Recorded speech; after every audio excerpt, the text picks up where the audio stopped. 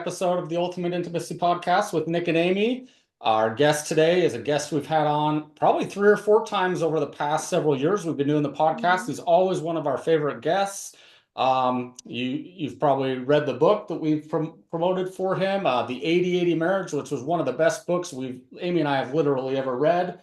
Also had the book Open, which we talked about, and we're real excited to dive into today with a blog article that Nate wrote. So welcome to the podcast, Nate Klemp. Excited to have you back. We always love having you on the podcast. They're some of our most listened to episodes. So welcome. It's so good to be here. Thanks for having me on. Appreciate it. So do you want to share what the blog article is that just really hit home for you? And I know it did for me as well. Right.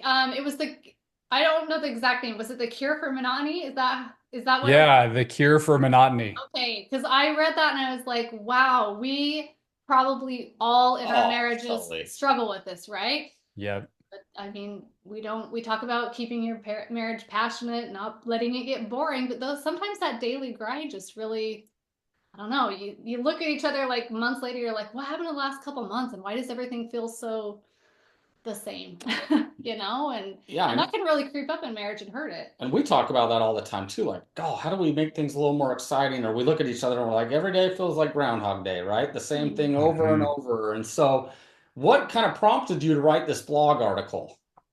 Or something Well, experience that maybe you and your wife were going through, or yeah, we had this experience in a really acute way, but we were also hearing from a lot of other couples that they were having this experience, and it really hit us on the Monday after Thanksgiving weekend this year. Hmm. So we had an amazing Thanksgiving break and we had some time with family, we had some couple time, we had time to rest and take naps and the key theme running throughout the weekend was that it was just different and novel situations and we were doing interesting things. And then we get to Monday morning after Thanksgiving and everybody in my family, me, my wife, and my daughter, we all looked at each other and we're like, oh my God, we got to go back to just like the same day. My daughter's going to school. We're waking up early and working out, and then we're doing calls and coaching and writing and meetings. And then we're picking up my daughter and taking her to volleyball. And it's what we do every Monday. And then Tuesday, it's a copy paste of Monday pretty yeah, much, except my daughter has voice lessons instead of volleyball. So, Yeah. so we were just sitting there experiencing this visceral monotony. And I think that's the best word for it. oh Maybe yeah, boredom's another word for it. And I think this is a very common experience for couples who have been together for a while and definitely couples with kids.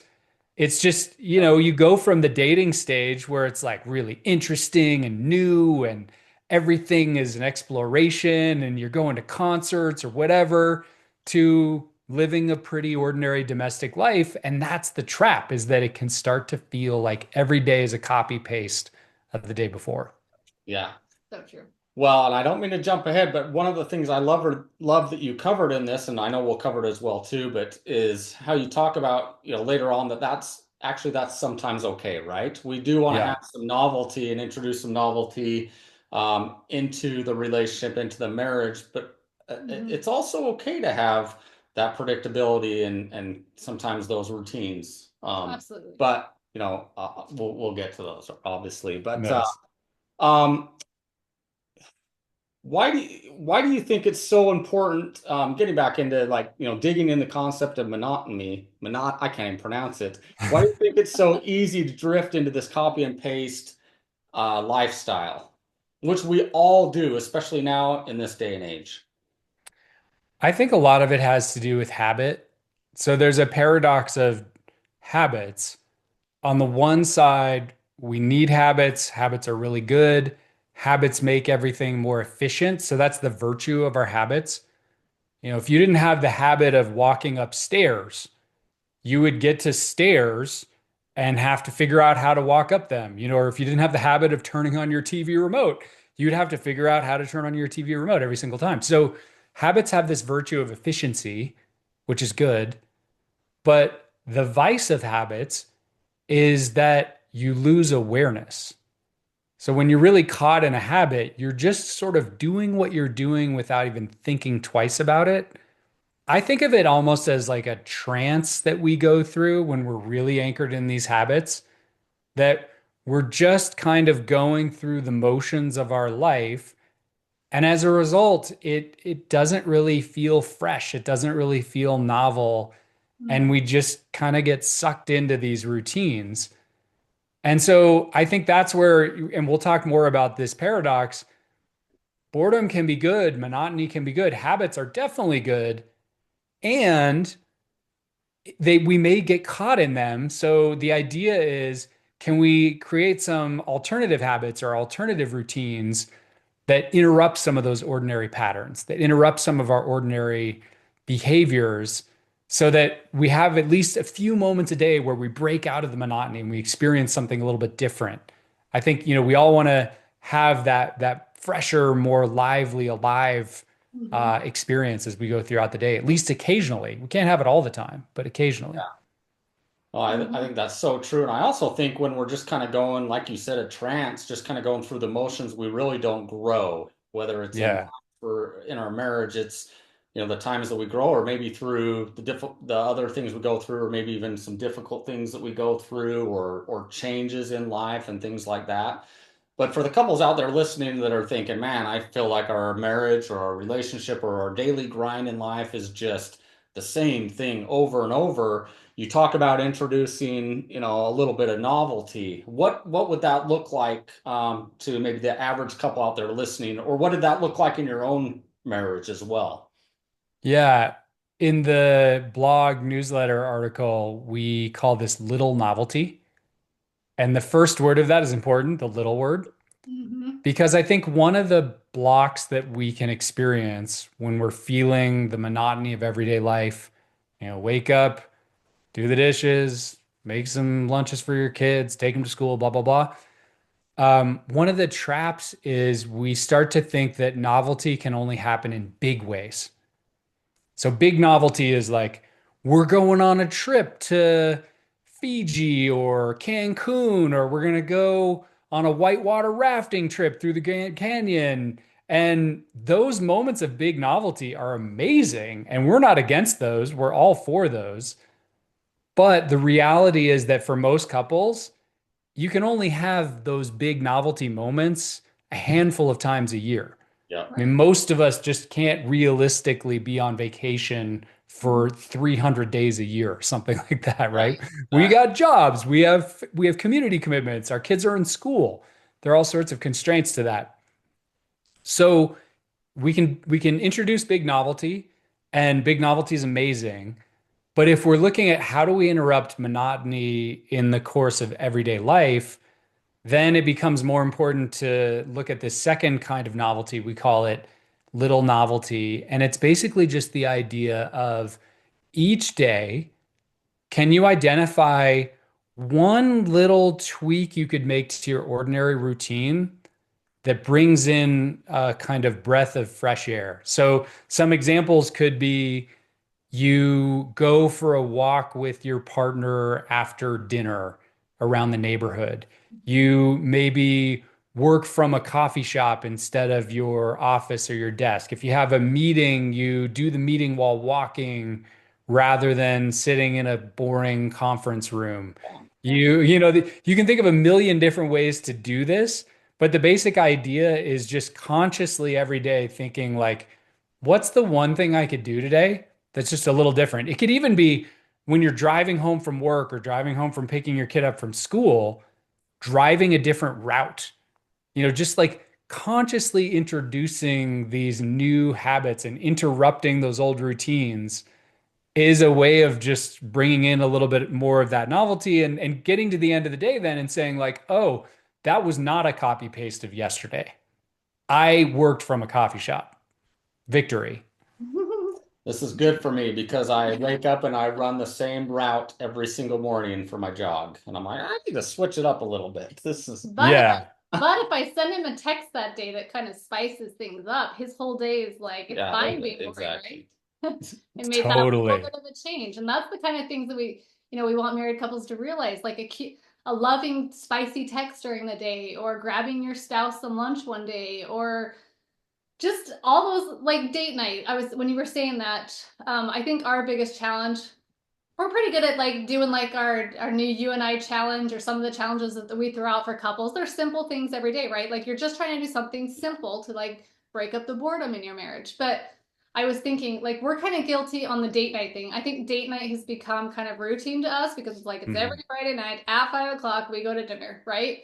And sometimes it's like, okay, let's try somewhere new. Let's go do something new. Let's try, and like I don't know. I think it's important, whatever it is that's feeling kind of routine or boredom in your marriage, like, okay, how do we spice or make it more exciting, or Yeah. I don't know. That's just, yeah, I like what you're saying. Like it doesn't have to be anything major.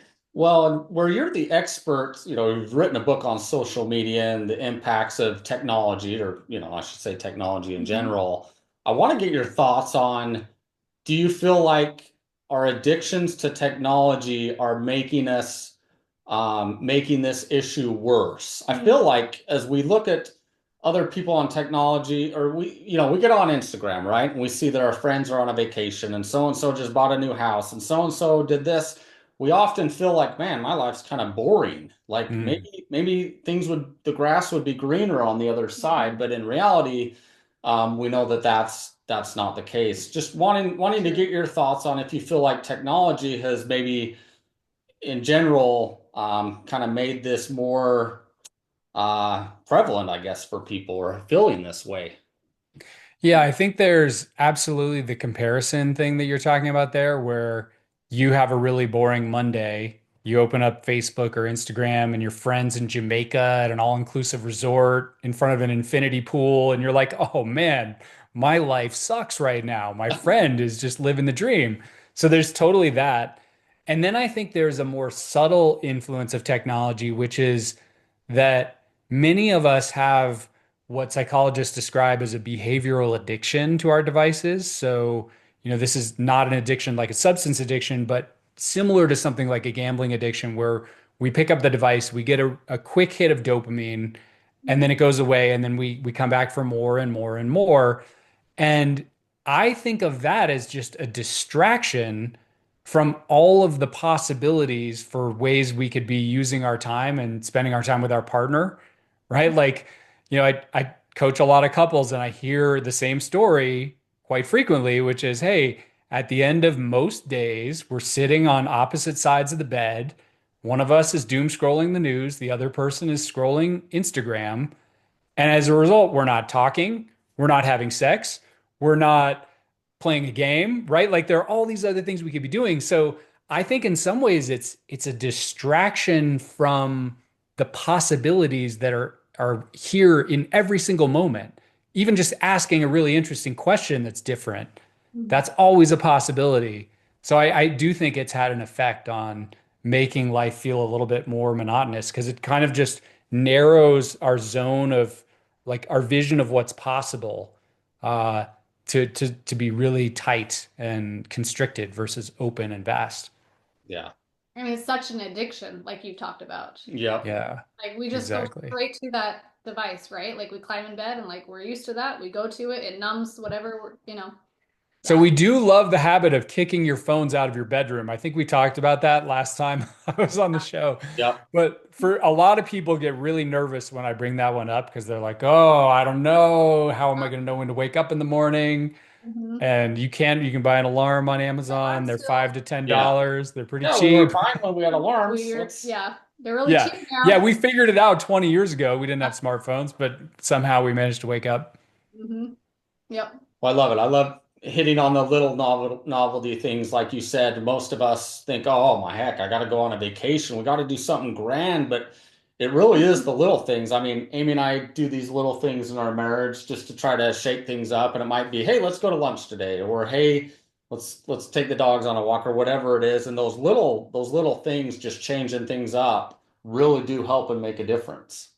One thing I would add there is we have noticed that the questions you ask each other as partners can go a long way toward building this experience of novelty and breaking out of monotony. What I mean by that is we describe ordinary the default mode of most couples conversation is talking about the weather. And what that sounds like is, oh, it's really windy outside. Yeah, it is really windy outside. You know, so and so said this thing at school drop off. Oh yeah, they did say that thing. Basically, it's not always about the weather, but it's reporting about what's happening in the outside world. You know, this crazy thing happened in the news, or the Denver Broncos won again, or whatever it is, right? And the shift is to start asking questions about your partner's inner world, Mhm. which is a very different kind of question. You know, hey, what are you excited about today? Is there anything you're worried about that's coming up for you? Or, you know, is there any way I could support you? Right? Those kinds of questions that are about your partner then revealing something that's going on inside of them, that totally changes the game. It creates novelty, but it also creates connection and a sense of sharing like what's really going on versus, yeah, it's windy. And I'm not saying you should never talk about the weather, but but but you can shift to novelty by asking better questions. Which is Oh, go ahead. I was just gonna say that's why we created the app, right? Was to Yeah, help you right. talk better. So how do we get Totally. couples? That's the big question. Like we all just turn to our phones or do these things or talk about the weather.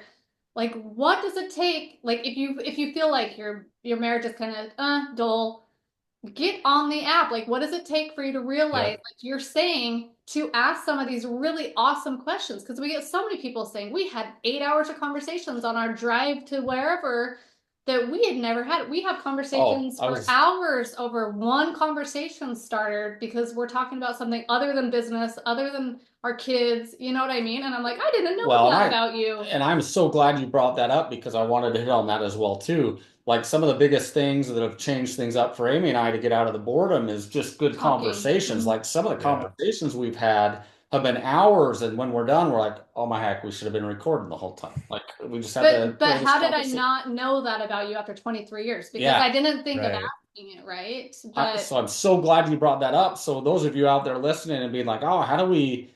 How do we get out of the boredom? How do we change things up? In my opinion, if you start having really good conversations, like Nate has said, and ask deeper questions, interesting things to find out about your spouse. I mean, I'm telling you from experience for Amy and I, like there's been nothing greater than to really bring back excitement and just totally change the perception of everything than to have those deep conversations. Mhm. Well, that's why I love the app that you've created and the tools you've created for couples because I can't tell you how many times I see couples on date night. You know, when you're out to dinner and you like see the other couple next to you, or sometimes the tables are so close that they're like right there. And I see these couples falling into the same predicament, which is they're sitting there staring at each other. They don't really have that much to talk about. So what they do end up talking about is logistics, you know, just like random, like, oh, are you picking up Billy from trombone lessons on Tuesday? Yeah, you know, what do we think about this? You know, should we hire a new landscaper? Blah, blah, blah, blah, blah. And those conversations are fine, but those are not date night conversations. So having an app like yours or just, you know, the awareness to think to yourself, wait a minute, we're talking about logistics, we're talking about the weather. Let's shift this up. Like one of my favorite questions that I'll ask my wife when I realize we're drifting into this logistical morass is just, hey, what's really going on with you? Like really going on with, you know, that, and the implication of that question is like, not what did you do today? What's really happening in your inner world? Yeah. What are you constantly thinking about? Like what's taken over your Yeah, mind? what are your looping thoughts? What are you worried about? What do you exactly? What are you excited about? I love that question. You're so true. And if people for the very few people that are actually trying to talk, there's 90% that are sitting there staring at their phones. Amy and I go on date night all the time, and we look around, and sometimes we've even taken pictures because we're like, this is insane. Like you Yeah. have 40 couples in here, and 90% of them are just staring at their phone. Oh, I have. They're just That's staring at their awesome. phone, and you're like, how you're out on date night? Like, how are you not talking? Maybe Yeah, in the store or in the restaurant. conversations. Well, Maybe. they might be using the conversation. Well, if they're not talking, I guess they're not. But I think the default is when you get in those conversations that are very just, like you talked about, the default is when you're out of stuff to talk about, you just get on your phone or you Yep. do something to take your energy or time, which is really sad. So I want to get in and jump into the next part of the blog article, which is happy boredom. And I want to just read a little bit from it to our audience. They'll get to see it as well too when we send it out, but I want to get your thoughts on this. I thought this was great. It says, novelty is great, but it's also a trap. You can become so obsessed with chasing the next thing that you stop appreciating the very life you already have. That's why the practice of ordinary novelty pairs perfectly with a second practice we call happy boredom. Happy boredom is the art of appreciating rather than resisting the humdrum parts of an ordinary day.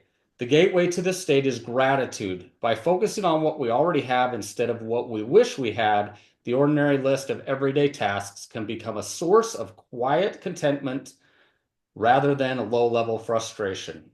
And I love that you did this. It's really interesting. Like the past year or so, at least in my life, I've really been thinking a lot about gratitude and how gratitude can completely change everything about your marriage. Just telling your spouse how grateful you are for them or how much you appreciate all the things they do or what, saying a simple thank you, right? And I love when I read that part, I just kind of gave me the chills. I'm just like, this is spot on. So I want you to talk a little bit more about that and gratitude and how that, like you say, can help the happy boredom in the relationship, and a little bit more about the happy boredom as well too. Yeah. Well, we're getting to the paradoxical part here because we talked about how novelty, adding these little moments of novelty is a good thing.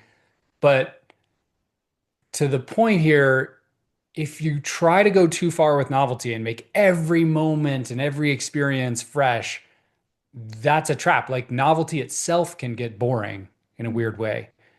And so the second piece is really, can we come to accept and even appreciate the boredom or the monotony that arises in our life? So just as a thought experiment, if you imagine living a life where you're in a total state of chaos, your marriage is on the verge of collapse, you have significant health problems or financial problems, that is not boring. That is not monotonous. That is also not what you want, most likely. And so there is this way of kind of redescribing, in psychology, they call this cognitive reappraisal, the idea of taking an experience that we think of as bad and redescribing it with a different mindset as something that's good. So the flip side of monotony, if we're to look at the silver lining of it, is that it actually is indicative of the fact that you have real stability, that there's a security to your life. And so gratitude is just a great gateway. So the practice here, we think, is you find yourself slipping into one of those moments where it's like, oh, Monday morning again. Oh my gosh, here we go. Can you, in that moment, identify one thing that you are grateful for?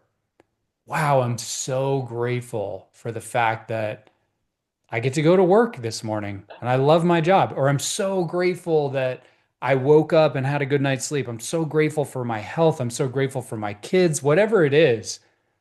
That all of a sudden just flips a switch. And it's not the same as adding novelty. It's changing the way in which we perceive the experience of monotony, Yeah. which is a very powerful tool. So that's kind of what brought us to that idea of, hey, it's not just about chasing little novelty moments. It's about flipping your mindset and experiencing moments of happy boredom as well. I think it's so important. And you hit it, you said a specific word, perception, right? You Yeah. come to work and you're like, oh my heck, I'm so grateful I have a job. There's a lot of people that don't have a job right now. I'm Hmm. grateful that I can do what I'm doing and Yep. rather than looking at it like, oh my goodness, I gotta do this again, which we all do that, but it's that shift of perception as well too. And it's amazing how we can be so much happier and so much grateful when we just change that one thing, our perception of what that is. Oh, absolutely. I totally agree with that. This is like probably a really stupid example, but I was thinking like a month ago, our son called us like 11:30 on a Saturday night, and we had a long weekend and we were tired and we're chilling, and he's like, my car just got towed and they wanted like hundreds of dollars to to get it back, and he was dealing with all this, and it was like almost midnight. And my first thought, like a lot of parents would be like, why did this happen? Why did you make What's this wrong with you? mistake? Whatever. And my first thought was like, I'm so glad that I'm not like bailing my kid out of jail or something right now. Do you know what I mean? Mm. Like, just like that was my first thought. I'm like, it could be so much worse.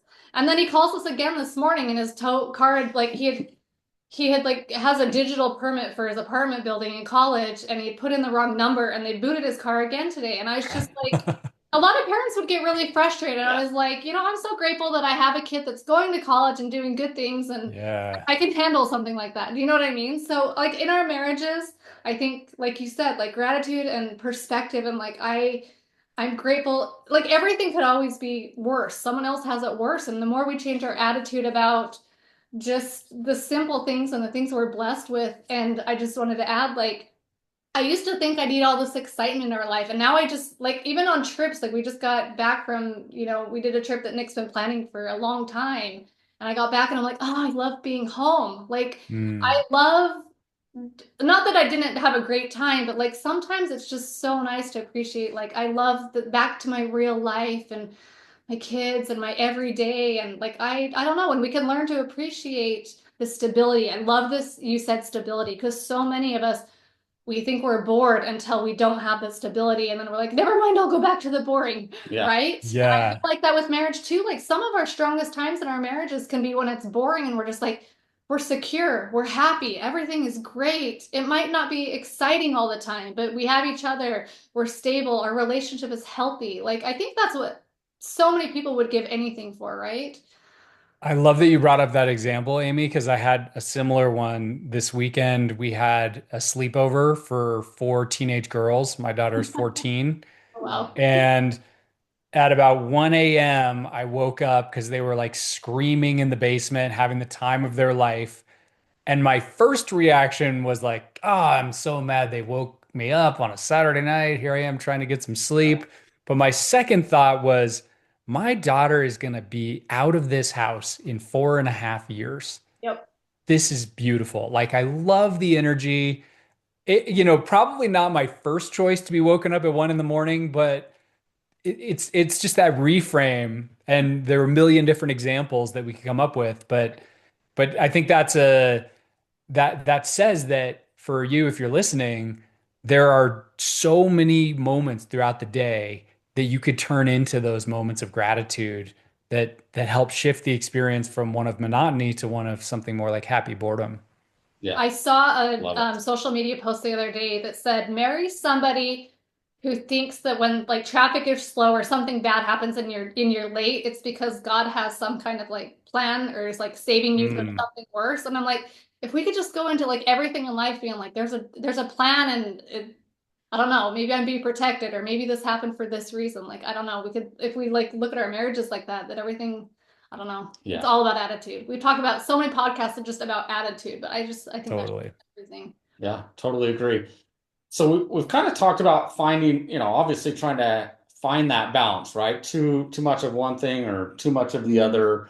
And it is funny because I like we were kind of talking about, like, you know, if our life feels boring, we complain that we want it more Right. exciting, and then if it's too exciting, we want to go back to boring. Like it really Yeah. is Are trying we to ever find that. happy? Yeah, like we're not going to be happy either way. So it's trying to find that good balance. But what are maybe some signs that couples are kind of getting in an unhealthy place when it comes to just the boredom and monotony, excuse me. Mm. What are maybe some unhealthy signs that they're kind of moving too much in that direction?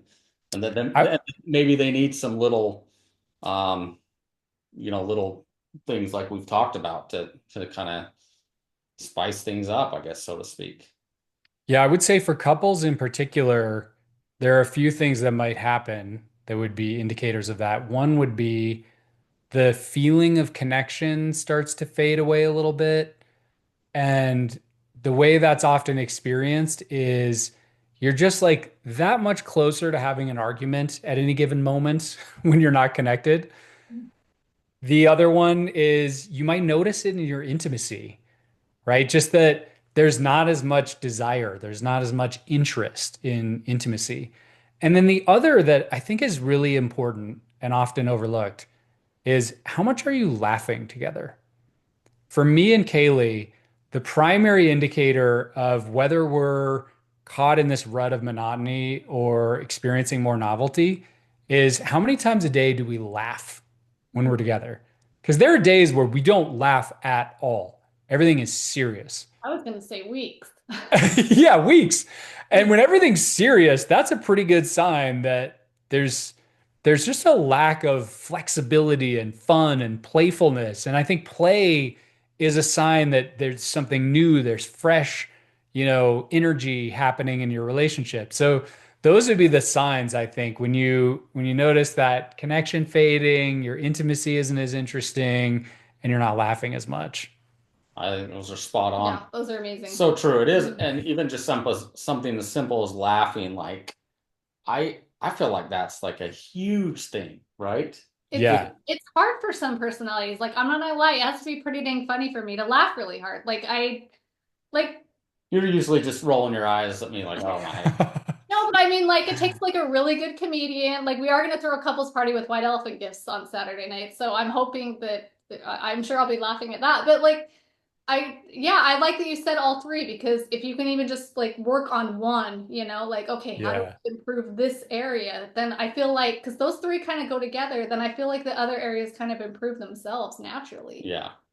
Exactly. Yeah. Yep.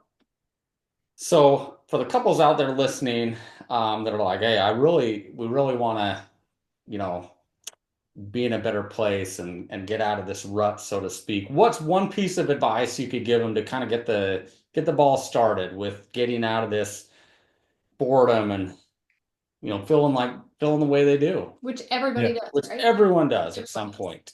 Yeah, I think for couples specifically, we talked about date night and having an actual date night that you actually show up to. So I coach a lot of couples and date nights out there in the ether and everybody's talking about date night. But most couples, or many couples anyway, they don't actually even make it to date night. It's something that's on the calendar and then something happens. The babysitter falls through or a work thing comes up. So A, can you make it to something like date night where it's dedicated time for just the two of you? And then once you make it to date night, can you put away your phones and not be distracted? And then after that, to what we were talking about earlier, can you talk about something other than like the weather and random logistics? And then if I were to add one more layer to it, can you use the format and structure of your dates as a place to play? I mean, as adults with kids, we don't really have many opportunities to play. But date night is one of them where you could really set up some wild and interesting Yeah. experiences. You could take turns planning different dates. You could go out and the rule is you can only spend $20 on your date. What do you do for $20 all in? Or you could, do a date hike. We love hiking in the mountains. You could do a date ski together. It doesn't have to be like at the restaurant. Yeah. You go to a date concert, right? So just thinking of this not as this obligation that you have to do as couples, but as this opportunity to do something really different and interesting. And so that would be my thought.